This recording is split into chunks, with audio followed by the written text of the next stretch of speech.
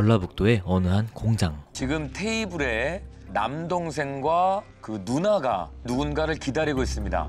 잠시 후에 한 남자가 들어오는데요. 이 남자는 앉아있는 여성의 전 남편입니다. 남동생이 자리를 비켜주었고 전 남편과 아내가 40분 정도 대화를 이어가고 있는데 갑자기 뭐야? 남자가 총을 꺼내서 전처에게 휘두릅니다. 아유 제발. 아, 왜 이렇게 다들 칼을... 갑작스러운 상황에 처남댁이 달려 나왔어요. 그랬더니 이 남자가 처남댁도 공격합니다. 어머, 어떡해. 이번에는 비명소리를 듣고 또 처남이 달려왔습니다. 세막대기로 남성을 제압하려고 했습니다마는 제발. 그러자 처남까지 칼 찌르고 이 남자가 도망을 갔습니다. 아이고. 30초가 안 됩니다. 한 25초 정도 되거든요. 순식간에 일어난 일이었습니다.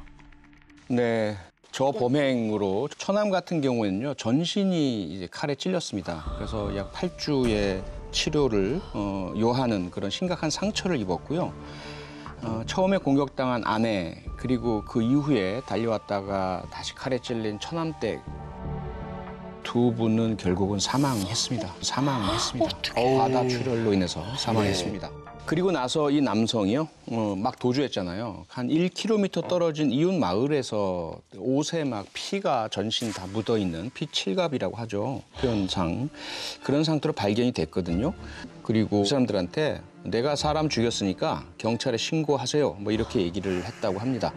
그리고 나서는 태연하게 손을 씻고 담배까지 빌려서 물고 피웠다고 합니다. 왜 다들 찔러놓고 그렇게 당당해요? 내 찔렀으니까 진짜. 경찰에 신고해. 그런데 이 남성 경찰에 체포된 뒤 범행 동기에 대해서 뜻밖의 주장을 했습니다. 바로 종교 때문에 아내를 살해했다는 겁니다. 혐의 인정하십니까? 종교적 갈등이 맞습니까? 이거 안 갖다 놔야겠습니다. 남성은 아내가 종교에 빠져서 자녀들을 방치했고 계획적으로 이혼을 준비했다고 진술을 했습니다. 이렇게 가서 자기가 감옥에 가면 아이들은 어떡하라고. 진짜 말도 안 되는 소리다 정말. 아내는 해당 종교의 온라인 설교를 듣긴 했던 것으로 밝혀졌습니다. 하지만 교회를 직접 나간 적은 없었다고 합니다. 여러분들께서 정말 충격을 받을 만한 반전이 있는 사건입니다. 사람은 이혼한 이유가 따로 있었습니다. 이게 참 안타깝게도요. 남편이 수시로 자신을 폭행을 했고요. 의처증도 심해서 지속적으로 성적 학대까지 이어지는 이런 폭력을 행사를 해왔다고 주장을 합니다. 이거 얘기를 듣고 정말 믿어지지가 않았는데요. 이 유가족의 주장으로는요. 남성이 여성인 척 채팅을 해서 모르는 남성을 불러가지고요. 그 자리에 자신의 아내를 보냈다는 겁니다. 자신의 아내가 다른 남성과 성을 갖는 것을 즐기는 성도착증까지 있었다고 이야기를 이혼을 할 수밖에 없었죠. 아니 근데 이게 근데 의처증이 있는데. 인 것 같은데 이게 둘 다 증상이 같을 수가 있습니까? 네, 그게 논리적으로 보자면 상충되고 모순되고 반대라고 생각이 되시죠? 근데 그게 하나일 수 있는 연결고리가 있는데요. 그게 뭐냐면 상대방을 사람으로 보지 않고 물건으로 볼 때 내 것이다 라고 생각을 할 때 내가 허락하고 내가 원하면 다른 사람하고 관계를 하는 것도 해야 되고 내가 모르게 내가 원하지 않는데 나 몰래 다른 사람하고 만나? 그러면 안 되고. 그러니까 전혀 모순과 상충으로 보이는 것이 내 것, 내 물건, 그 내 마음대로 라는 것으로 들어가면 이게 다 설명이 되는 거죠. 저는 도저히 견디지 못해서 이혼을 하기도 했지만 한 집에서 살고 있었습니다. 피해자인 아내는요. 자녀 때문에 두 사람 사이에는 성인이 된 남자, 큰아들이죠. 큰아들이 있었고요. 그다음에 어린 두 딸이 있었습니다. 그런데 이 어린 두 딸이 피해자인 아내분의 큰 약점이었어요. 가출을 한다든지 피해 나간다든지 하면 이 남편은 너 지금 당장 안 들어오면 너 두 딸 내가 가만 안 둘 거야. 심지어 딸을 죽이겠다. 이런 이제 협박까지 했었다라고 합니다. 그러면 이제 딸의 안전 때문에 다시 돌아오고 계속 한 집에서 머물러 있었던 것이죠. 그러던 어느 날 전처가 다시 가출하는 사건이 발생을 합니다. 남성은 전처에게 돌아오라고 또 그 전처로 요구를 했고요. 그런데 전처는 너무나 힘들고 너무나 아프고 너무나 괴로우니까 이번에는 더 이상은 당신과 살고 싶지 않다라는 말을 남기고 돌아가지 않았던 거죠. 저 정도로 쓰레기인 남자면 왜 다시 만나서 얘기를 했을까라는 생각이 들었는데 남성이 전처와 재결합하고 싶다고 처남에게 계속 연락을 했고 그 사실을 안 아내는 확실하게 남편과의 관계를 정리하겠다고 결심을 했습니다. 누나의 결심에 처남은 둘이 만날 수 있는 자리를 마련을 했는데요. 남성의 평소 성격을 알고 있었기 때문에 CCTV가 있는 자신의 공장에서 만나게 했다고 합니다. 예. 성격을 알고 있었던 거죠. 그러니까 다 알아. 근데 사실 이런 사건들이 일어나면요. 보통 그 가족 전체가 다 자기 공격의 대상이 되는 경우들이 많습니다. 특히 이 남성은요. 약속 장소로 가는 길에 이미 끔찍한 계획을 세웠던 것으로 보여지는데요. 자신의 지인한테 전화를 걸어가지고 처남과 처남댁이 전처의 행동을 말리기는커녕 오히려 부추기는 것 같다. 이것들을 모두 다 용서할 수가 없다. 빨리 끝내버려야 되겠다. 이런 말을 했다고 하고요. 게다가 아들한테는 전화를 해가지고 만약에 아빠가 좋지 않은 선택을 했을 경우에 너희들에게 미안하다. 이런 말을 남겨놓기도 했습니다. 이게 대화 중에 어떤 말이 촉발되어서 나온 행동은 아니거든요. 이미 나는 너를 찌르겠어. 난 널 죽이겠어라는 걸 결심한 상태고요. 대화는 그 전에 그냥 형식적, 요식적 행위였던 것 같아요. 그러다 타이밍을 보고 예, 이제 타이밍 보고 이제 충분히 그래. 너 할 말 다 했지. 이제는 내가 계획했던 대로 할 거야. 그런 이제 모습이었죠. 바로 저 사건 벌어진 날이요. 딸의 생일날이었습니다. 딸의 생일날이었습니다. 진짜 아파도 아니다 정말. 어떻게 저러냐. 저 딸은 어떻게 살아가요? 어떻게 저래요. 자기 생일이 엄마 기일이 되는 거죠. 정말 진짜. 처벌이라도 제발 어떻게 됐을까요? 네. 남성은요. 살인, 2건의 살인이죠. 그리고 살인 미수로 재판을 받았는데요. 1심에서는 피해자들이 다른 사람도 아니고 가족에게 살해되었다는 점, 이런 점들을 들어서 결국 징역 45년을 선고했습니다. 나오면 안 돼요. 저 나오면 사람 안 돼. 나오면 저렇게 자식들 욱하면 괴롭히는 사람이. 그러니까요. 욱해서 3명을 죽이려고 그래요. 1심 선고가 내려진 뒤에 검찰과 피고인 양쪽에서 모두 항소를 했습니다. 네, 양측은 양형 부당을 이유로 항소를 했는데요. 피고인은 2심 재판에서 자신이 공황 상태에서 이 사건 범행을 저질렀고 자신에게 부양해야 할 자녀들이 있다는 이유로 선처를 호소했다고 합니다. 아니, 자식을 위해 쓰면 생일에 그러나요? 그것도 있고 전화로도 자기가 자식들을 죽이겠다고 협박했는데 뭐 가족을 부양해요. 말도 안 되는 소리. 그리고 뭐 준비 다 해놓고서 공항을 얘기네요. 네, 검찰은 이제 지금 말씀해 주신 점들을 들어서 너무 오히려 형량이 낮다라는 이유로 항소를 했습니다. 양측 다 항소를 한 거죠. 2심 재판부는요. 이 사건 범행은 사전 계획하에 저지른 것으로 그 수법이 지나치게 잔혹한 점, 이른바 이별범죄로서 배우자는 물론 그 가족들까지 살해하거나 또 살인 미수에 그쳐서 중상해를 입힌 점 등을 모두 고려해야 한다. 그래서 피고인을 영구히 사회에서 격리할 필요가 있다라고 밝히고 무기징역형을 선고했습니다. 그리고 또 다른 이혼 범죄. 왜 그래. 한밤중 갑자기 들리는 비명 소리. 너를 다 죽여버리고 너를 다 죽여버리고 한밤중에 비명이 들려온 이유는 남편이 흉기를 들고 아내를 공격했던 겁니다. 이 비명 소리를 듣고 장모는 달려왔습니다. 이 남편은 칼로 장모까지 공격을 했습니다. 칼에 찔린 60대 장모는 2층 창문을 통해서 뛰어내렸습니다. 그리고 어머. 밖으로 도망치면서 살려달라고 간절히 도움을 요청했습니다. 그리고 그 사이 집안에서는 아이고, 애도 딸이 있어. 있는데.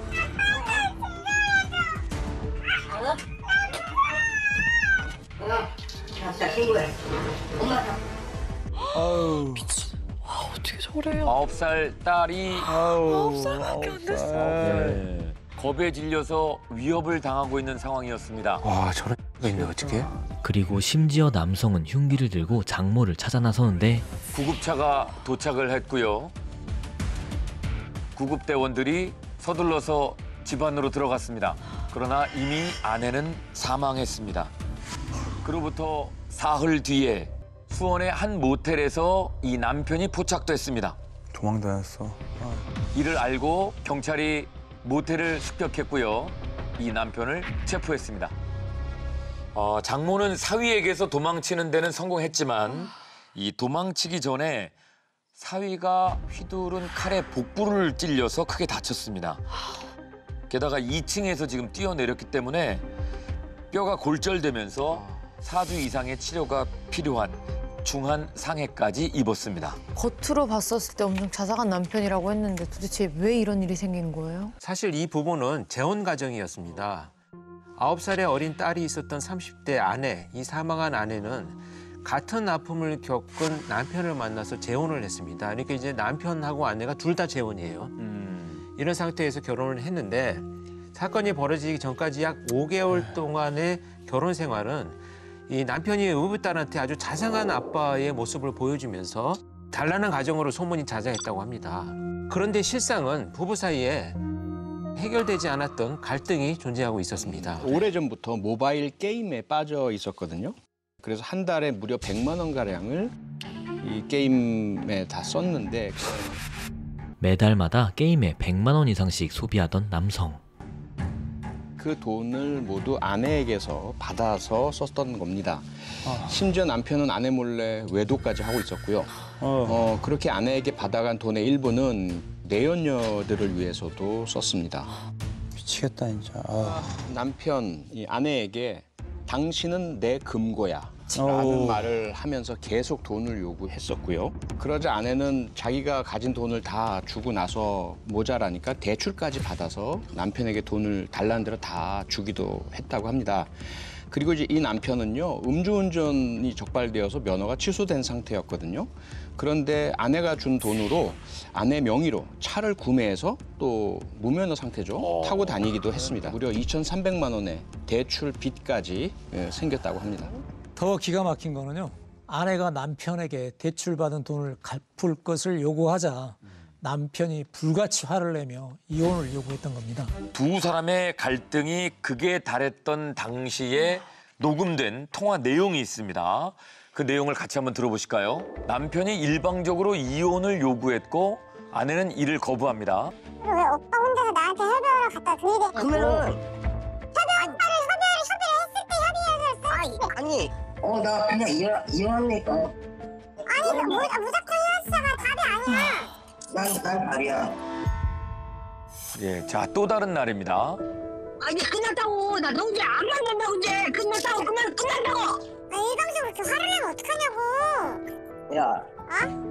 그렇게 일 안 해준다고? 우리 빚이 있어 오빠. 알았다고 합의를 할 테니까 승부에 대한 거 다 하고 그러고서 하자고 우리 그럼. 돈 때문에 그렇구나. 알아봐 오빠가 빚이 내가 드린 게 아니야. 아니 너 그냥 봐봐. 내가 이것을 어떻게 한다고? 돈 갚기 싫어 못 갚아서 그러는 거야? 아내가 아니고 효용 가치가 다 떨어진 대상일 뿐이지 않았을까 이렇게 생각됩니다. 그렇습니다. 아내를 향한 남편의 분노는 시한폭탄과 같았다고 합니다. 어느 날 아내 지인이 집에 놀러 갔는데 집에 칼이 하나도 없더랍니다. 그 이유는 남편이 평소에도 아내에게 이업을 하니까 아내가 칼은 찬장 이쪽에 숨겼고 날카로운 물건들은 아이 방 침대 밑에 숨겼던 거라고 합니다. 돈 문제가 있으니까 정리를 해야 하지만 못하고 있었던 건가요? 네, 돈 문제도 있었지만 사실 더 큰 것은 첫 번째 이혼 후에 딸을 혼자 키우면서 아이에게 또다시 같은 상처를 주고 싶지 않아서 아마 버티고 있었던 것 같습니다.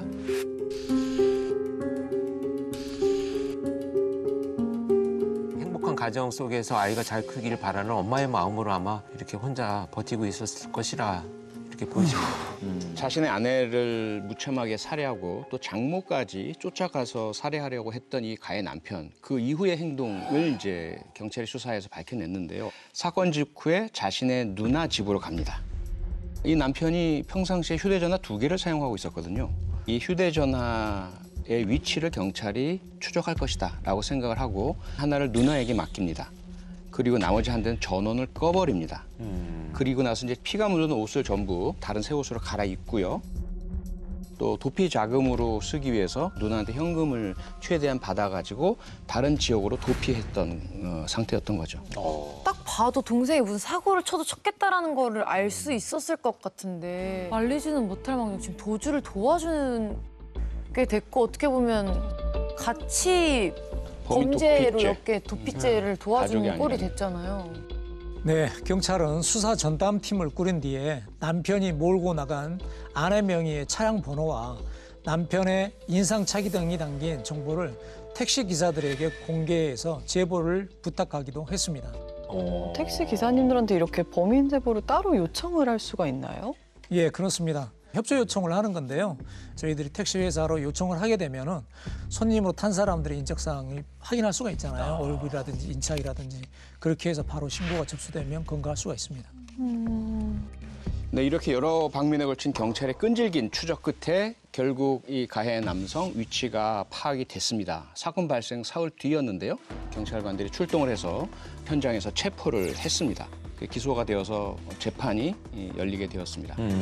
당연히 이제 살인죄 적용이 되고요. 그리고 장모님에 대해서는 존속 살해 미수죄, 어린 딸에 대해서 행했던 행동들은 아동 학대죄, 그리고 음주 상태로 면허 취소되는데 운전을 했다고 했잖아요. 그래서 도로교통법 위반죄 혐의로 그 재판이 열렸습니다. 그 과정에서 과거 남편의 행적이 드러납니다. 어떤 행적이었냐면 강도상해죄, 준강도죄, 강도상해죄, 준강도죄, 특수강도죄 등 여러 차례 처벌을 받은 전과 전력이 드러났습니다. 실형을 받은 것도 한 번이었고요. 집행유예를 받은 것도 2번이었고 벌금형 선고를 받은 게 2번 있었습니다. 그래서 이제 재판 결과 어린 의붓딸에게 상당한 정신적 피해를 준 점, 범행 후에 치밀한 방법으로 도주를 한 정황이 불량한 점, 그리고 피고인을 상당 기간 사회로부터 격리하여 피고인으로부터 사회를 방위할 필요성이 큰 점 등을 모두 고려해서 징역 30년형을 선고했습니다. 네. 1심 형량이 징역 30년이 나왔는데 남편이 바로 항소합니다. 이 형량이 과하다고 보는 거죠? 그렇죠. 이 남편 말도 안 되게 바로 항소를 제기했는데요. 네. 그 과정에서 남편에게 도주 자금을 줬던 남편의 누나는 아내의 가족에게 또 한 번의 엄청난 상처를 줬습니다. 그 통화 내용을 한번 들어보시죠. 네. 그래, 무슨 할 말이 있어. 통화 가능하세요? 네. 한번 만나서 좀 얘기 좀 하고 싶은데. 뭐 어떤 얘기요? 나는 뭐 저희가 뭐 도와주고 어떻게 합의라도 좀 보고 싶어서 제가 전화한 거죠. 뭔 합의를 해? 피해자의 동생인데 저한테 도와줄 거? 저는 합의서를 하나 받고 싶거든요. 무슨 합의서요? 도와달라는 합의서를 받고 싶은데 어떻게? 뭘 도와달라는 합의서죠? 동생이 그렇게 막 살지는 않았잖아. 우리 아들이 순간적으로 화가 나서 한 범행이지 평소 사람이 나쁘거나 하지 않았다라고 말하기도 했습니다.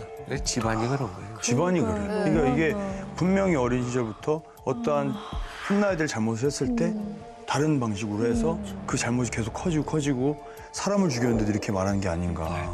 사람을 죽였는데 이런 말을 어떻게 하냐 저는 이해가 안 돼요. 아니, 이미 징역도 갔다 왔고 그렇죠. 이런 것도 다 알고 있을 텐데 그러니까요. 내 동생이 그렇게 막 살진 않았잖아요 라는 말이 나오는 것 자체가 저 남편의 누나분도 정신이 제정신 아닌 것 같아요.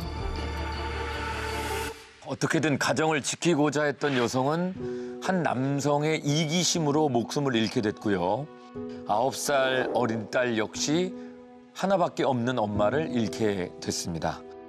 한 남자의 잘못된 선택이 한 가정에게 돌이킬 수 없는 상처를 준 정말 참혹한 사건이었습니다. 2025년 2월 오후 2시 한 시골. 치매를 갖고 있는 90대 할머니가 혼자 살고 있었는데요. 어떡해. 할머니가 집 안으로 들어가셨고 그리고 잠시 후에 한 남자가 할머니의 집을 찾아옵니다. 이 남자는 30년째 이 마을에서 이장을 하고 있는 70대 남성입니다. 창문 너머로 할머니와 이야기를 나누고 있는 이장의 모습인데요. 그러더니 갑자기 문을 열려고 합니다. 하지만 잠겨있는 문 때문에 들어가지 못하고 예, 얘기를 하고 문고리를 잡아당깁니다. 계속 문을 잡아당기죠. 그러자 할머니가 다른 문을 열고 나왔습니다. 근데 이장이 집 안으로 들어갑니다. 이장이 방 안으로 들어왔고 이제 할머니와 나란히 앉아 있는데요. 갑자기 할머니의 머리를 쓰다듬기 시작합니다. 그리고 이제 팔을 주무르는 거더니 몹쓸 짓을 하기 시작합니다. 할머니의 거절에도 계속되는 이장의 범죄 행위. 아이고. 할머니를 끌어당겨서 껴안기 시작합니다. 뭐 하는 거야? 뭐하는 짓거리? 이때 전화가 옵니다. 보셨나 보다. 이 전화를 이장이 먼저 보고 할머니에게 넘겼습니다. 할머니가 통화를 했고요. 그리고 이장에게 휴대전화를 건네줬습니다. 한동안 통화를 하더니 전화를 끊자마자 황급히 집 밖으로 나갑니다. 지금 치매 증상이 있는 할머니가 혼자 살고 계셨는데 자녀들이 이제 걱정이 많이 됐으니까 방에 홈캠을 설치해드렸습니다. 그러던 어느 날에 정말 우연히 딸이 홈캠을 보게 됐는데 방 안에 엄마가 이장이랑 단 둘이 있었던 거죠. 그런데 그때 이장이 엄마의 몸을 몹쓸 짓을 하는 것을 목격하게 됩니다. 그 딸이 정말 큰 충격을 받았습니다. 네, 엄청난 그렇습니다. 충격이죠. 네. 그래서 이 딸은 엄마의 휴대전화 벨소리가 울리면 이장의 행동이 멈출 것으로 생각을 해서 저렇게 전화를 걸었습니다. 엄마가 전화를 받긴 했지만 휴대전화를 넘겨받은 이장은 딸한테 별일 아니고 엄마가 걸음이 필요하다고 해서 그걸 알려주러 왔다. 뭔 소리야? 이렇게 얼토당토하는 말을 했다는 아, 겁니다. 이게 홈캠이 있는지 몰랐나 봐요. 무슨 네. 말도 안 되는 소리 다. 이장은 아마 몰랐던 것 같아요. 네. 네. 그래서 이 이장은 피해 할머니 방에 홈캠이 있는 줄 몰랐다고 하고요. 홈캠으로 다 봤다는 딸의 이야기를 듣고 나서야 홈캠의 존재를 알았고 바로 집 밖으로 저렇게 도주를 했습니다. 네. 아니 사실 30년 동안 이장님이면 한두 번 아닐 거예요. 동네 아시는 분들도 다 알 거고. 40대부터 이장을 했다. 네. 그랬으면 할머니 사진도 다 알고 이랬을 텐데 모범을 보여주셔야 될 분이 치매에 걸리신 분한테 저게 무슨 짓이에요? 자, 그런데 진짜 충격이다. 마을에서 이장 역할을 해야 되는 분이 이 상황 이후에 그 다음 대처가 여러분들을 더 분노하게 만들 것 같습니다. 예. 자, 이 이후의 상황입니다. 이장이 홈캠이 있는 사실을 확인하고 황급히 밖으로 나오고 할머니도 이제 따라 나오게 돼요. 할머니 왜 나오셨어? 할머니는 뭐 많이 놀라셨어요. 그래서 지금 이제 의자에 털썩 주저앉았는데 한동안 두 사람이 대화를 나눕니다. 그리고 다시 이장이 이 할머니의 딸에게 전화를 겁니다. 딸내미, 내가 어쩌다 보니 그렇게 됐네. 좋은 게 좋은 거니 서로 동네 창피하게 하지 말자. 자, 이장이 딸과 통화를 끝낸 이후에 주머니에서 주섬섬 뭘 꺼내더니 할머니에게 현금 30만 원을 꺼내서 와, 쓰레기네. 주머니에 넣어주고는 아이고, 집을 떠납니다. 어떻게 사는 거야, 평생. 야. 아유. 30년째 이장을 해왔다는 거는 이 동네 사람들한테 이제 신뢰를 받았다는 얘기인데 네. 지금 이 상황은 그 신뢰를 저버리고 정말 참. 너무 자연스러워서 저게 처음도 아니었을 것 같아요. 뭔가. 우리 엄마 저런 거 봤다? 돈을 저렇게 줬다? 용서 못해. 그러면은 더 기분이 나쁠 것 같아요. 그렇죠. 그러니까 이걸 이유를 만드는 거잖아요. 문제가 되었을 때 서로 합의된 관계라고 하는 것들을 주장하기 위해서 준비된 어떤 계획 중에 하나일 수 있고 또 저렇게 발각이 되어가지고 도주하면서 결국은 이 정도면 그냥 합의금처럼 생각해라. 이렇게 자기 나름의 어떤 주장을 하기 위한 행동이지 않을까 이렇게 보여집니다. 가장 분노했던 거는요. 우선 첫 번째 홈캠 보고 너무나 충격과 분노를 느끼셨겠죠. 두 번째 전화 통화하면서 말도 안 되는 소리 그리고 뭐 동네 창피 이런 얘기 두 번째 또 분노와 충격을 느끼셨고요. 세 번째 저렇게 돈을 떠다 넘기는 그런 모습에서 더 화가 나셨겠죠. 그렇죠. 그런데 그 자녀, 이장의 자녀와 저 피해자 따님께서 어린 시절부터 아주 절친한 친구 사이. 그렇죠. 그래서 너무 가깝게 지냈고 저 가해 남성이 피해자 따님께 딸내미 이렇게 불렀대요. 피해자 따님은 이장 보고 아빠 이렇게 부르기도 했고. 아이고. 그렇게 가까운 사람이고 믿었던 사람이고 누구보다도 그런 가족같이 느꼈던 사람에게 저런 엄청난 피해 여성분께는 치욕스러운 이런 범행을 당했다는 사실, 그 사실 때문에 배신감에 치를 떨었다고 합니다. 피해 할머니의 딸은 바로 경찰에 신고를 했습니다. 이장은 사건 약 2시간 뒤에 자신의 차 안에서 유사 강간 혐의로 긴급 체포됐습니다.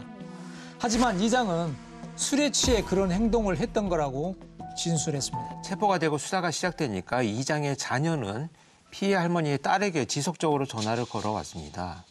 합의를 해달라는 얘기죠. 그다음에 동네 사람들마저도요. 동네 인심이 이게 되겠느냐. 좋게 해결하자.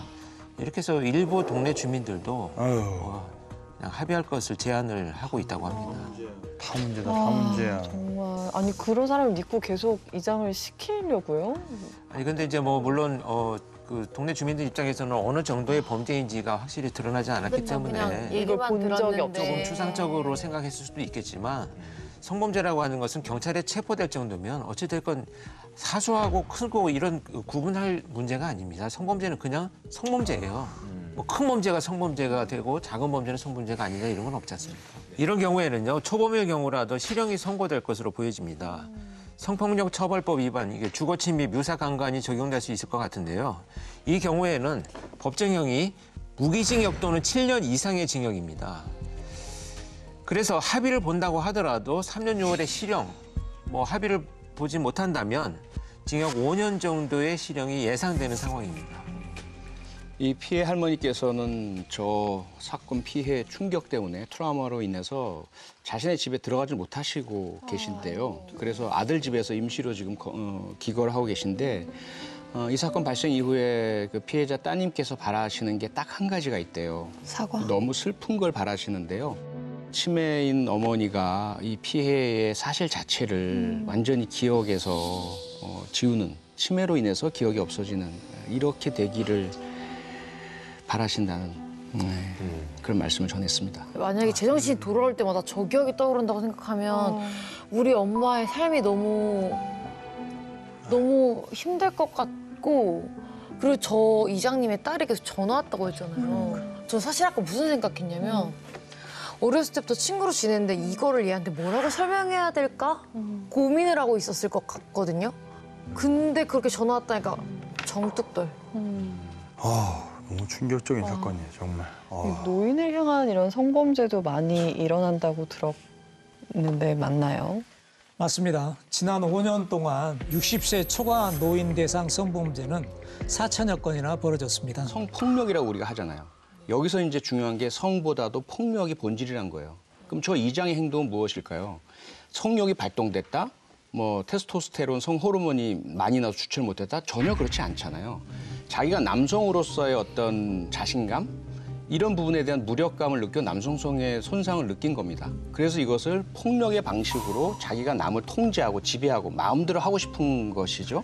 그럴 때 할 수 있는 것은 저는 치매 걸린 노인분 아니면 나이가 어린 어린이, 심지어는 저런 사람들 중에는 동물을 대상으로 그런 성적 행동을 하기도 하고요. 생명이 끊긴 시신을 대상으로 그런 행동을 하기도 합니다. 그런 현상이 발생하는 이유 자체가 성이라는 것이 자기의 힘을 과시하고 남을 지배하고 통제하는 가장 강한 그런 형태의 표출이라고 인식들을 하고 있어서 자기가 마음대로 할 수 있는 게 힘없는 노인, 장애인, 어린이이다 보니까 저런 범죄가 계속해서 발생하고 있는 겁니다. 영상이 촬영되고 피해 사실이 뚜렷하게 드러나지만 저런 정신적인 질환을 갖고 있는 분들이 피해를 당했을 경우에 그 진술의 신뢰성들이 확보되기가 어렵기 때문에 처벌하기가 어려운 이런 환경적인 요인들이 많이 있습니다. 이제 그걸 이용한 아주 비열한 범죄로 봐야 되겠죠.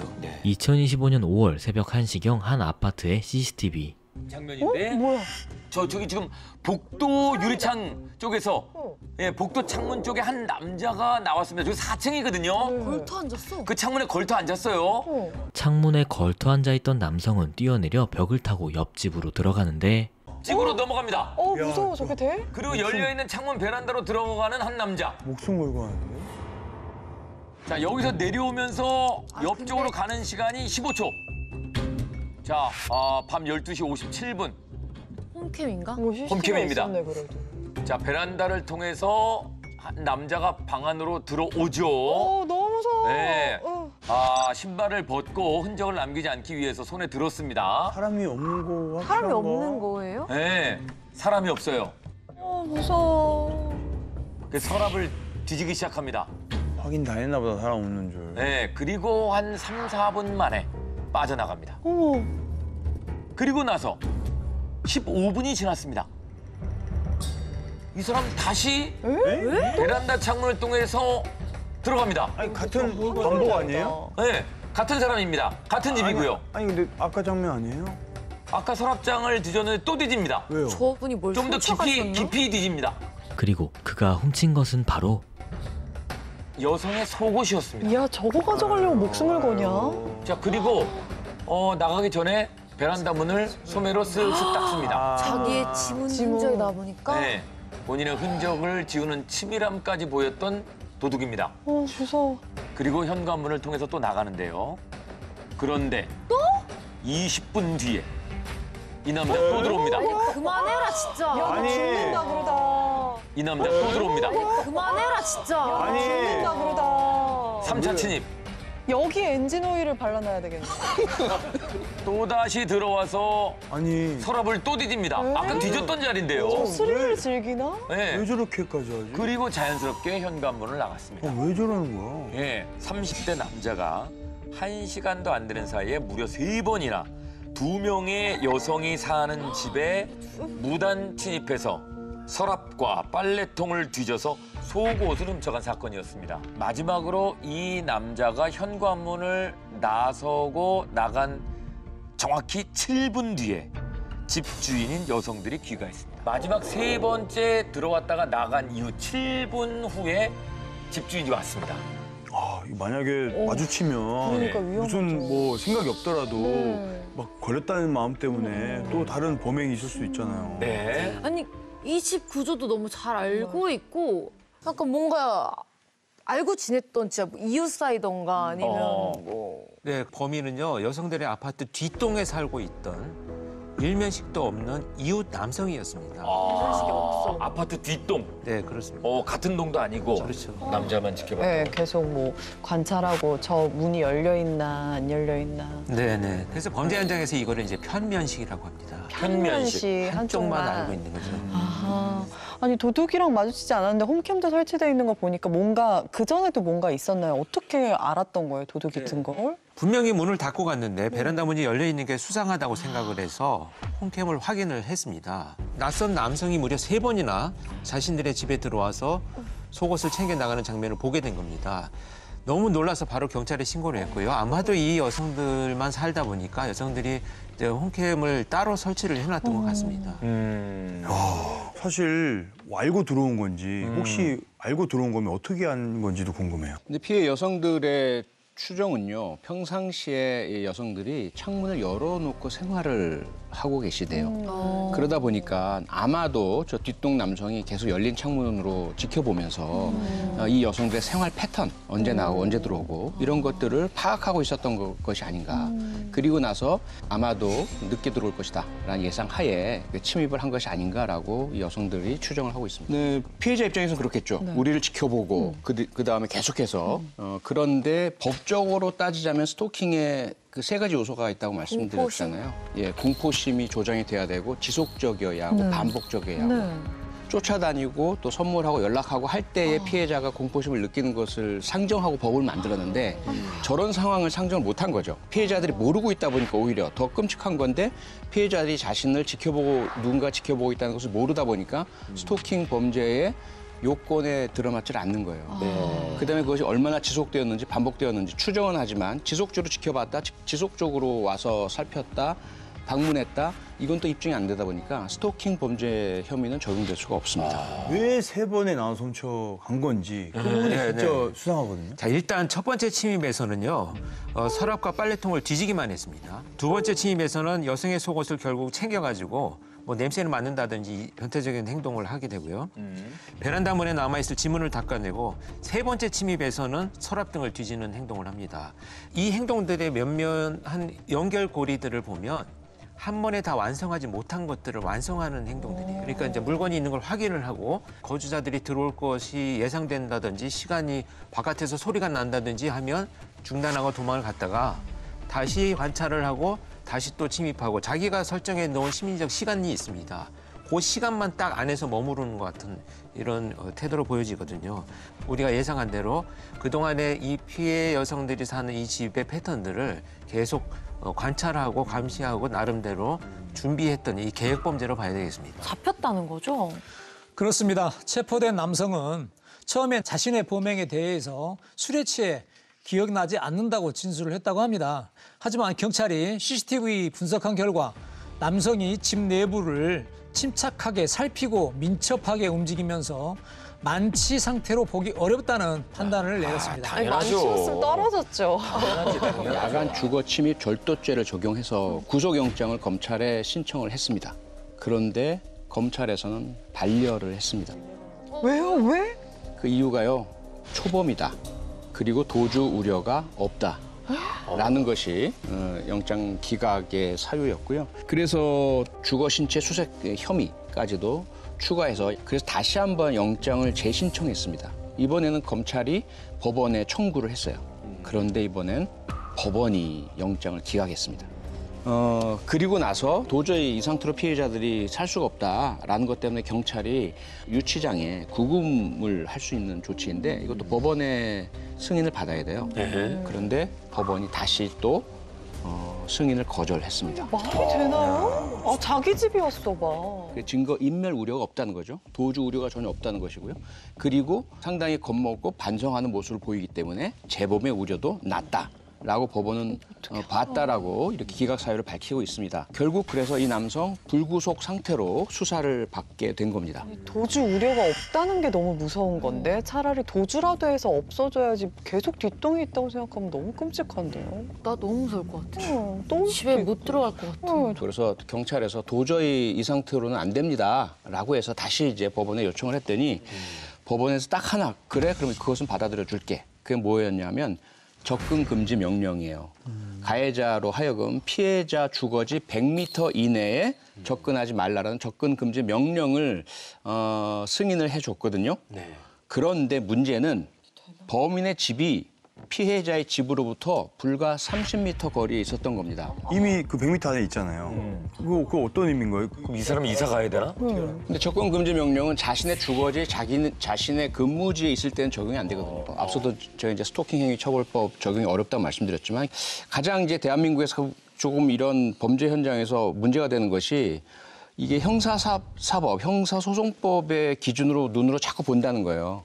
그래서 이것이 과연 그 법적인 요건에 맞느냐 안 맞느냐, 증거인멸 우려가 있느냐, 도주 우려가 있느냐, 반성하고 있느냐, 재범이냐, 초범이냐 이런 것들로만 보다 보니까 실제로 피해자가 느끼는 불안감에 대해서는 전혀 반영을 하고 있지 않다. 그래서 이런 부분을 반영하기 위해서는 경찰법 또는 뭐 사회보호 단계, 공공질서 단계 이런 행정법적인 접근이 필요한데 이 부분이 아직 우리가 좀 발달이 안 돼 있습니다. 근데 저러다가 일단 다 지금 기각을 한 상태니까 자기 신고했다고 보복하겠다고 찾아올 것 같다라는 생각이 들 것 같거든요. 이 사건 이후로 피해 여성들은요, 가스 분사기 등 호신용품을 구비해서 다녔고요. 집은 무서워서 들어갈 수가 없어서 지인 집을 전전했습니다. 그러다가 결국 극심한 불안감에 다니던 직장과 살던 아파트도 모두 정리하고 각자의 고향으로 내려갔다고 합니다. 이게 뭐야? 진짜 너무 야간 주거 침입 절도 등의 혐의로 징역 2년 6월에서 3년 6월 정도의 실형이 예상됩니다. 때에 따라서는 집행유예가 선고될 수도 있습니다. 사건들은요, 이 위험성에 대한 평가가 너무 낮게 설정이 되어 있다는 것도 문제입니다. 제가 볼 때 이 정도의 침입이 실제로 드러난 사건 같은 경우에는 최대한 분리 차단하는 조치가 필요한데 그럼에도 불구하고 그 위험성 평가가 너무 낮게 조정되어 가지고 이런 결과들이 일어나고 있지 않는가 하는 생각이 듭니다. 네, 이 비극이 발생하지 않기 위해서는 범죄 초기 단계에서 보다 더 적극적인 대응이 필요할 것으로 보입니다. 올해 6월 제주로 향하는 비행기 안. 이륙한 지 5분 정도 지났을 때 갑자기 한 승객이 좌석에서 벌떡 일어나서 어머 어디 때렸어? 네. 왜 때려? 승무원에게 어머, 발길질을 하면서 난동을 부리기 시작하는데요. 네가 나 죽였잖아 10년 전에. 비행기에서. 그럼 어떻게 살아있어? 다짜고짜 승무원에게 알 수 없는 말을 하는 승객. 비행기에서 나가랍니다. 이륙한 지 5분 만에. 지금 뭐 남녀 승무원을 가리지 않고 발길질을 합니다. 세상에. 취하셨나? 승무원의 만류에도 승객은 계속해서 난동을 부리고 심지어 갑자기 비상구를 열려는 시도까지 합니다. 왜 저래? 그래서 이제 승객들이 같이 이제 합세해서 말리죠. 자, 자리에 착석하기를 요구합니다, 승무원이. 그리고 포승줄로 이 난동 승객을 묶어서 제압합니다. 세상에. 너무 위험할 뻔했다. 수갑이 동원이 되면서 결박을 했는데요. 그런데도 난동이 멈추질 않습니다. 아이고, 이게 비행기를 못 타게 해야 되겠다. 현실함으로 선생님 항공보안법 위반으로 현행범 체포하겠습니다. 자, 50분의 난동 끝에 제주도에 착륙하자마자 이 사람은 경찰에 인계가 됐습니다. 위험했다. 네. 지난 6월에 비행기가 이륙한 지 5분 만에 한 승객이 난동을 부리기 시작했고요. 그러다가 갑자기 낙하산을 달라 뭐 이렇게 소리를 치면서 비상문을 열기 위해서 비상구로 달려갔던 아주 긴박했던 상황이었습니다. 지난번 히든라이에서 설명을 드렸었죠. 승무원들은 불법 행위를 하는 승객을 체포할 수 있는 권한이 있습니다. 그래서 이번 사건도 승객이 난동을 부리니까 제압을 해서 포승줄로 포박을 했는데 네. 이 승객이 워낙 온몸으로 저항을 하다가 이 포승줄이 살짝 풀린 거예요. 그래서 풀리자마자 비상문을 향해서 저렇게 달려가가지고. 포승줄을 풀고 달려간 거예요? 네, 풀렸을 때 이제 달려가서 저렇게 문을 열기를 시도를 했습니다. 그래서 그 모습을 본 이제 다른 주변에 있던 남성 승객들이 바로 달려나가서 저 난동 승객을 잡아서 제지를 할 수 있었다고 합니다. 큰일 날 뻔했네, 진짜. 근데 저 비행기 안에 제주도면 이제 가족여행도 많이 갈 거고 아이들도 어쩔 수 없이 저 상황에 노출이 되잖아요. 네. 말이라든지. 네. 굉장히 안 좋은 기억으로 오래 남을 거예요. 네, 항공보안법에 따르면 항공기 안에서 폭력이나 소란 행위를 저지르는 경우에 엄중한 처벌 대상이 됩니다. 특히 승무원을 폭행하거나 항공기 운항이나 보안을 저해한 경우에는 최대 10년 이하의 징역형에 처할 수 있습니다. 지난 2월에도 있었습니다. 이륙하기 전에 한 승객이 승무원에게 5분가량 욕설을 내뱉으면서 소란을 피워서 결국 비행기에서 출발하기 전에 내리는 조치를 받았고요. 이 사건이 벌어진 바로 다음 날 공교롭게도 비상구 바로 앞좌석에 앉아있던 승객이 임의로 비상문 손잡이를 건드려서 이 비상문 손잡이 커버가 분리돼서 떨어지는 그런 사건이 있었습니다. 그래서 해당 승객은 호기심에 그냥 열어보고 싶었다 이렇게 진술을 했는데요. 결국 이 승객도 출발하기 전에 내리는 하차 조치가 됐습니다. 일단 비행기는 이륙하고 나면 완전히 폐쇄된 공간이 되기 때문에 사고가 났을 때는 뭐 어마어마한 인명피해로 이어질 수 있습니다. 비행기 안에서는 절대적으로 난동 등의 행위는 하지 말아야 된다는 사실을 꼭 기억하셔야 될 것 같습니다. 작년 9월 충청북도의 어느 한 도로. 일단은 이 블랙박스가 장착되어 있는 차량을 좀 주목해 보시기 바랍니다. 네. 평소와 다름없이 도로를 달리고 있는 자동차. 여기 이제 일반길이고, 갑자기 급정거. 예, 그리고 여기 지금 회전 교차로인데 급정거를 한 탓에 회전 교차로에서 사고가 날 뻔한 차량. 비행 중에 기름이 떨어진 소리가 났죠?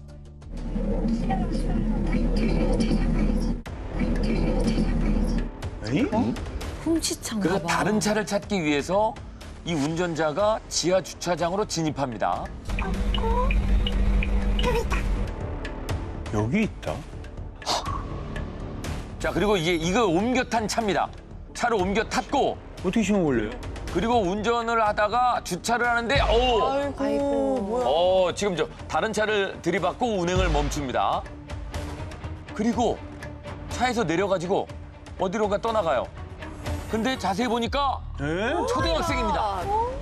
초등학생. 초등학생이에요. 아이고. 초등학교 5학년 학생이 키가 꽂혀 있는 차를 훔쳐서 운전을 한 건데요. 네, 저 게임으로 운전하는 법을 배웠다고 합니다. 배운 게 아니잖아. 저 상가에서 CCTV에 보던 상가 관계자의 증언을 따르면 주차장 안을 계속 배회하는 차가 수상하긴 했지만 설마 초등학생이 운전을 하고 있다라고는 상상도 못했다고 진술을 합니다. 이렇게 막 전진하고 후진하고 이런 거 보면 능숙해요, 제법. 애 같진 않아. 아니 근데 확실히 많이 해봤던 것 같아요. 왜냐면 저기 있다라고 했잖아요. 어떻게 알아? 키 안 꽂으면은 이게 이렇게 미러가 열려 있으니까 그걸 보고 찾은 것 같아요. 키 꽂혀 있는 거를. 네, 그런 거를 좀 보고 했던 것 같은데 어떻게 잡혔어요? 차주가 차량 전용 앱을 통해서 확인해 보니까 자신의 차가 원래 있어야 할 상가 주차장이 아닌 인근 아파트 주차장에 있는 걸 발견한 겁니다. 그런데 두 번째 차를 훔친 뒤에 상가 주차장을 빠져나갈 때는요. 앞차 뒤에 바짝 붙어가지고 그 주차장을 나가는 등의 수법을 통해서 출차 기록을 남기지 않았고 그렇게 나갈 수가 있었습니다.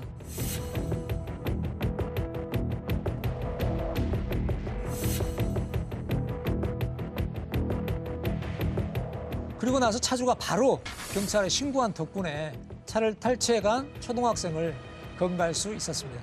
자기 차가 아니니까 뭐 차단기가 내려와서 차가 다쳐도 뭐 상관없다는 얘기인 거지. 상관없겠죠, 네. 근데 사실 야. 초등학교 5학년이면은 야. 축법소년이잖아요. 네. 그럼 이거 어떻게 되나요, 또? 네, 나이가 딱 촉법소년 연령이죠. 네. 그래서 경찰이 수사는 합니다. 수사를 다 하고요. 형사처벌은 못하죠. 네. 대신에 이제 경찰이 수사를 마치고 나면 1호부터 10호까지의 네네. 그 처분이 있거든요. 소년범에 대해서는.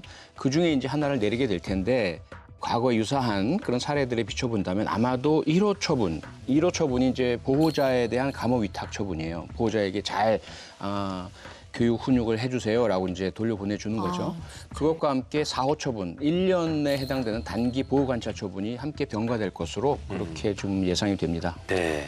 처벌을 받아야 되고요. 크게 좀 반성을 했으면 좋겠습니다. 지금까지 MBC 에브리원 범죄 분석 코멘터리쇼 히든아이였습니다.